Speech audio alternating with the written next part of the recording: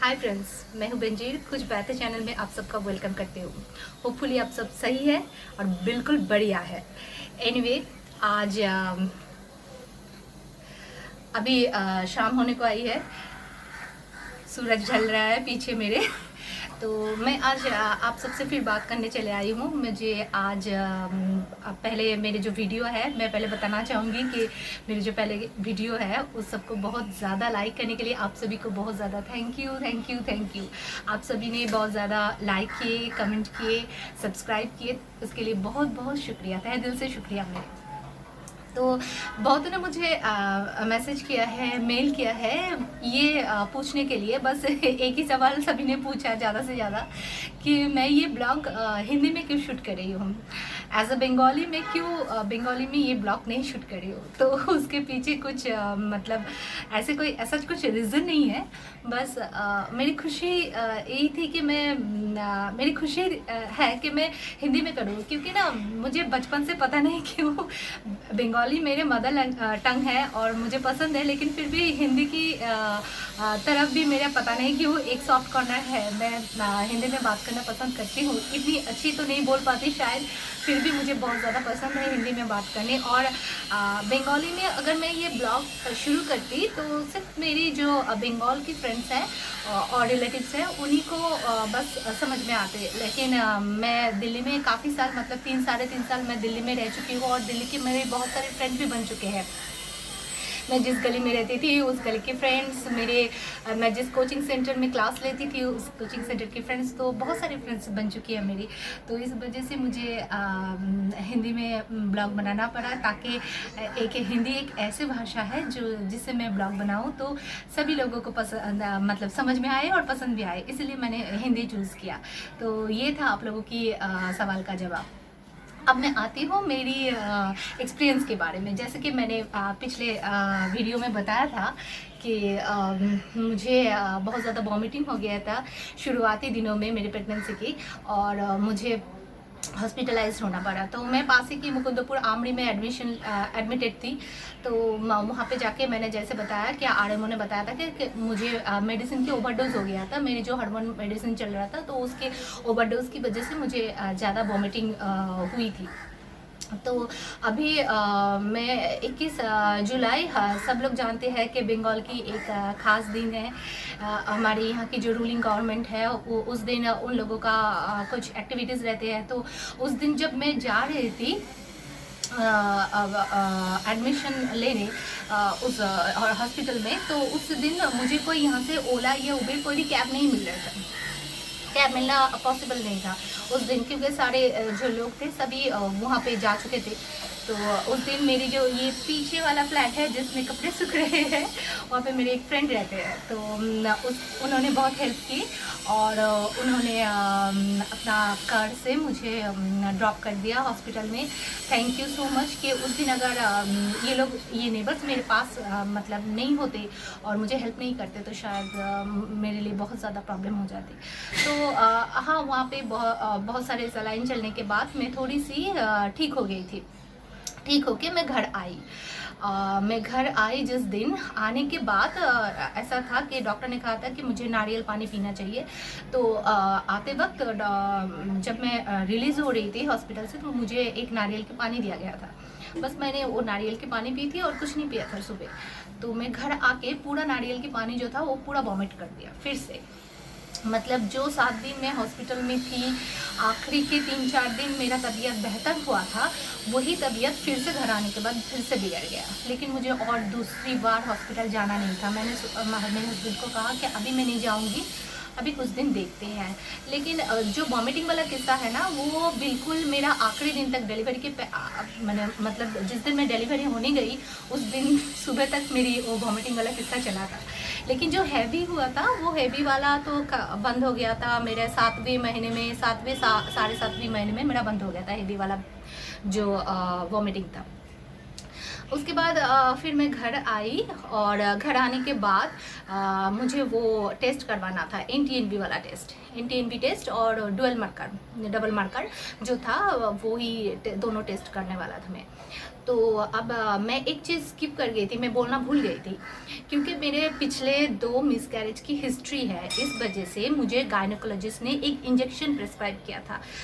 Besides all medicine एक injection लोनोपिन नाम का, अगर किसी को पता है, किसी ने लिया है तो पता होगा कितना पेनफुल होता है वो इंजेक्शन। और वो इंजेक्शन बेली की फैटी एरिया में देना पड़ता है, तो बहुत ज़्यादा पेनफुल था। इंजेक्शन छोटा सा ऐसे मतलब बिल्कुल रेडीमेड इंजेक्शन होता है, आप उसको खोलो और इंजेक्शन अभी भी मेरे पास पड़ा हुआ है, अभी ऐसा इंजेक्शन होता है, छोटा सा दवाई है, लेकिन वो दवाई जब आपके शरीर के अंदर जाते हैं बेली के थ्रू, इतनी ज़्यादा जलन होता है, जैसा लगता है कोई मिर्च किसी घाव जगह में घस दिया है, ऐसे इतना बहुत ज़्यादा जलन होता है और बहुत ज़्यादा प्रॉब्लम हो जाता है उस वक्त।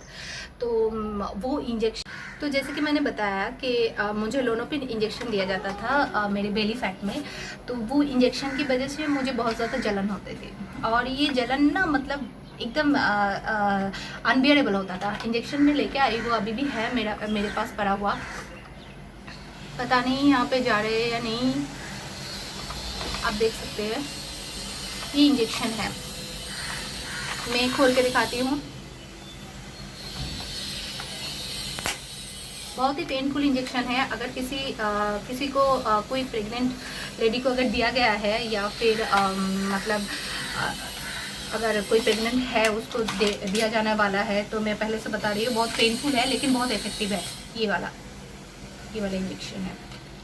तो ये इंजेक्शन जो है बहुत पेनफुल है और छोटा सा ही है लेकिन बहुत ज़्यादा पेनफुल है, मुझे बहुत सहन करना पड़ा। 30 इंजेक्शन मुझे 90 इंजेक्शन मिला था, हर 3 महीने बिल्कुल मुझे लेना पड़ा था 90 इंजेक्शन। तो मैं जैसे पिछले वीडियो में बता रही थी कि मैंने 3 गायनोकोलॉजिस्ट चेंज किए थे, तो पहले जो गायनोकोलॉजिस्ट चेंज करने का यही वजह था, मैं उनके पास बस एक ही दिन के लिए गई थी।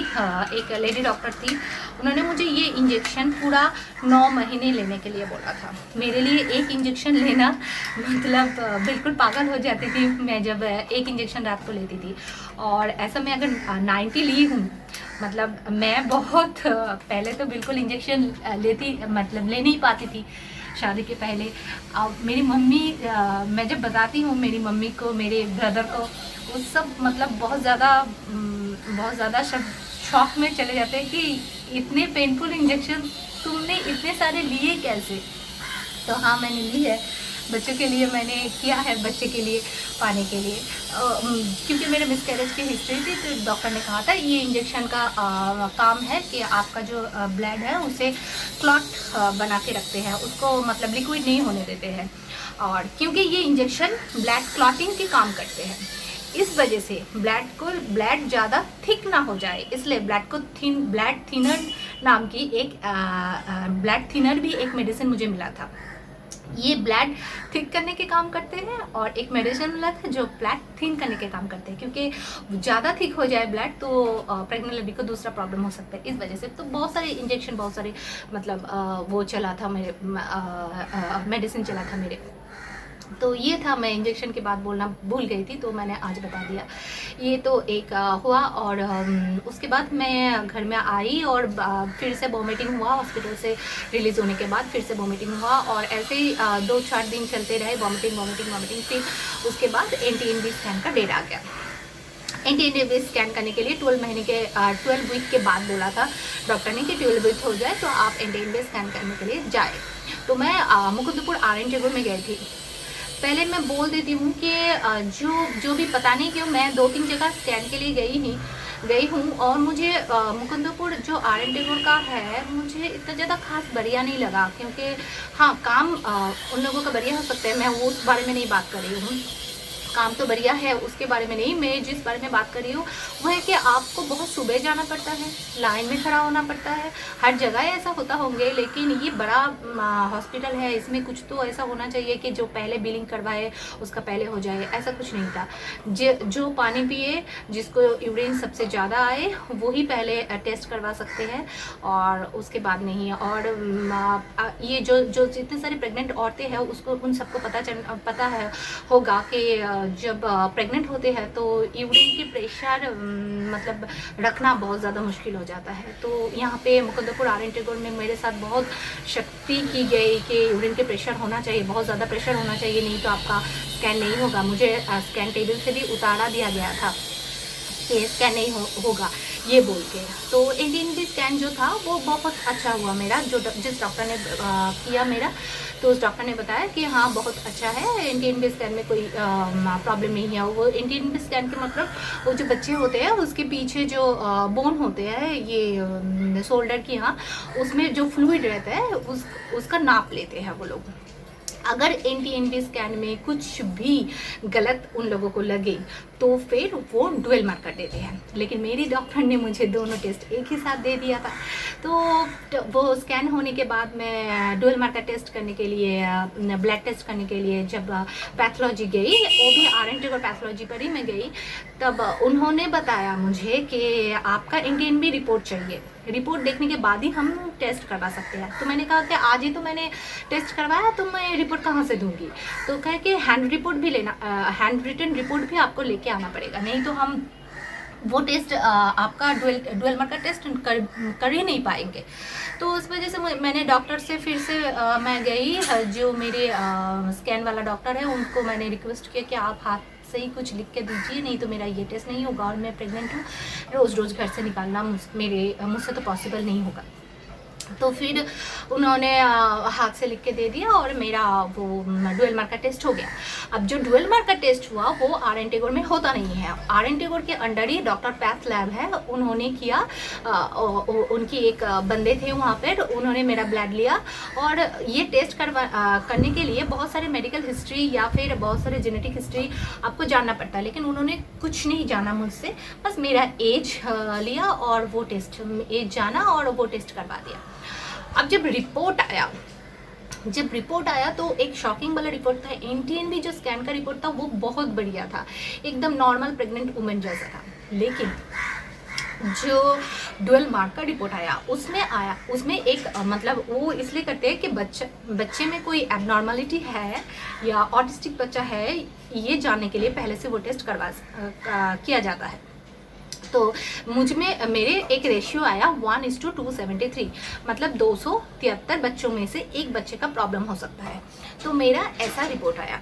तो डॉक्टर जब मैं मेरी दूसरे गायनेकोलॉजिस्ट के पास मैंने वो रिपोर्ट लेके गई तो उन्होंने मुझे बहुत ज़्यादा डरा दिया और उन्होंने कहा कि बच्चा शायद एबनॉर्मल पैदा होने वाला है, क्योंकि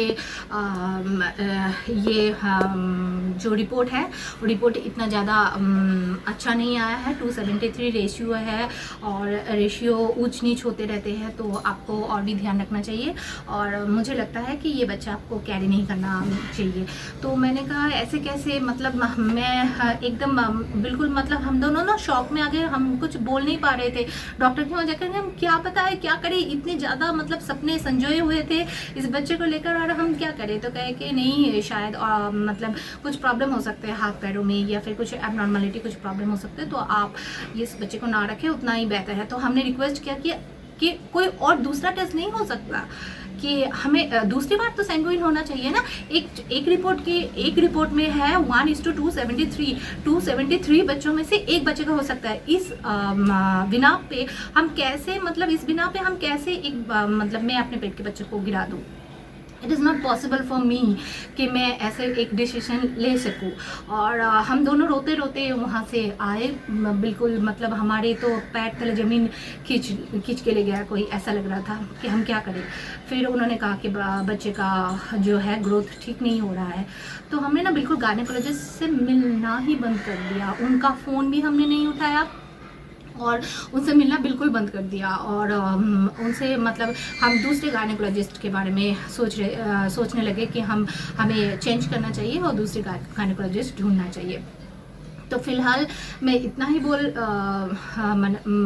रही हूँ कि एक गायनेकोलॉजिस्ट जो होता है, कोई भी एक गायनेकोलॉजिस्ट क्यों, एक डॉक्टर जो होता है वो पेशेंट का मनोबल बढ़ाता है, ना कि उसे कम करता है। तो मेरी जो दोनों डॉक्टर थे, दोनों डॉक्टर ने मेरे मनोबल कम किया, ना ही किसी ने बढ़ाया। तो बहुत ज़्यादा मतलब मैं डरी हुई थी, सिचुएशन मतलब बहुत ज़्यादा ख़राब हो गया था।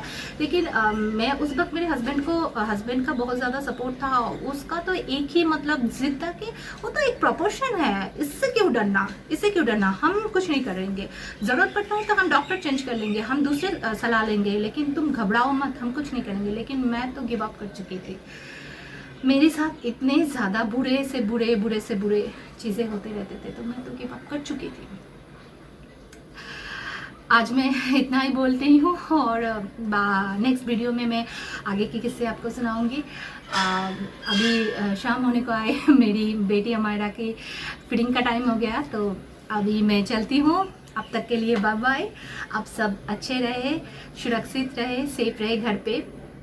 और आपकी ज़िंदगी में अब तक तो कोई प्रॉब्लम आ चुकी होगी तो आप लोग क्लीन बोल्ड कर चुके होंगे, और नहीं किए होंगे तो उसे क्लीन बोल्ड कर दीजिए।